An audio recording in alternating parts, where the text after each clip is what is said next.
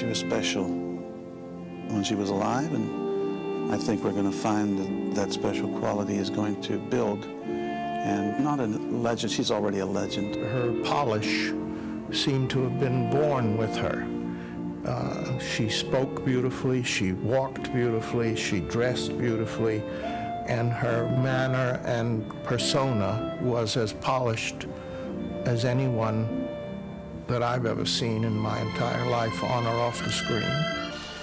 So today we are here at Morges. While it is not as well known as other big cities of Switzerland, it is well known for certain reasons. Tolochenaz is the home of one of the most beautiful actresses of all time, Audrey Hepburn. So let's follow in her footsteps and see Switzerland through Audrey Hepburn's eyes.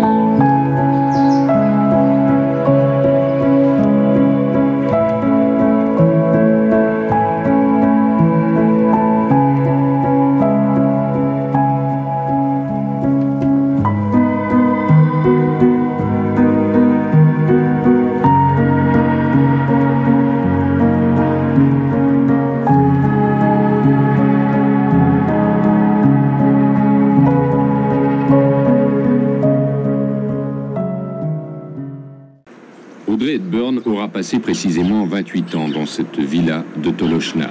C'est ici, entourée de l'affection des siens, qu'elle s'est éteinte hier dans la soirée. Elle menait une existence discrète dans cette commune où elle s'était fondue. Elle se voulait anonyme parmi les anonymes et la population s'efforçait de respecter ce désir.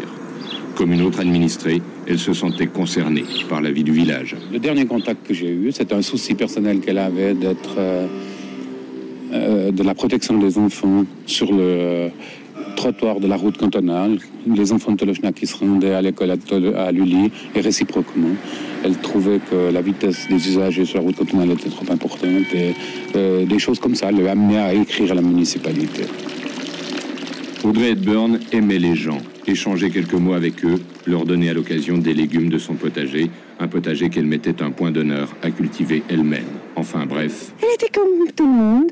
Elle était naturelle, humble.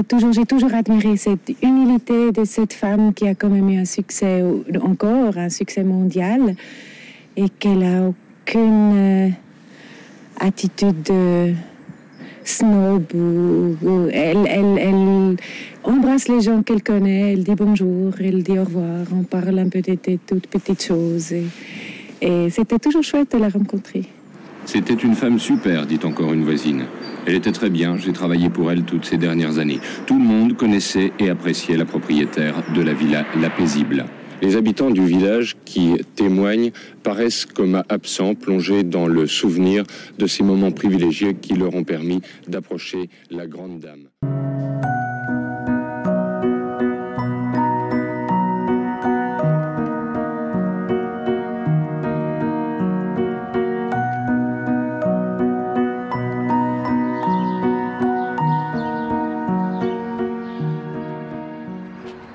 Ce dimanche 24 janvier, tout est encore calme aux abords du domicile de l'actrice disparue. Devant l'entrée principale, le Securitas est là pour écarter les curieux. 12h15, loin des regards indiscrets, le cortège funèbre quitte le manoir.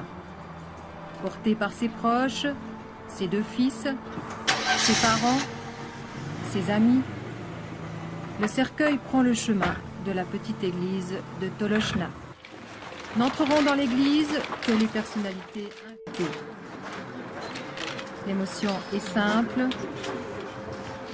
Loin des caméras, une discrétion.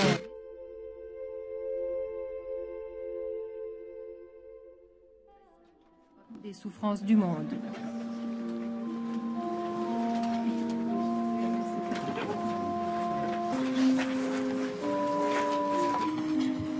« 13h30, la cérémonie est terminée.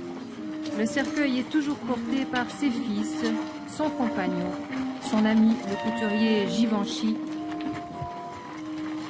D'autres sont là, son premier mari, Mel Ferrer, Roger Moore, Alain Delon, et d'autres amis proches, d'autres moins proches, et pour qui être là ce 24 janvier était important.